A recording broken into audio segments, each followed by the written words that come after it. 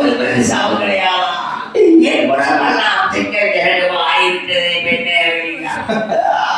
இந்த எம்மா ராதாவுக்கு அடுத்த ராதாவா இருப்பாங்க என்று சரி ராமா. என்ன கதையின் அர்த்தம் உனக்கு தெரியுதா? புரிகிறது.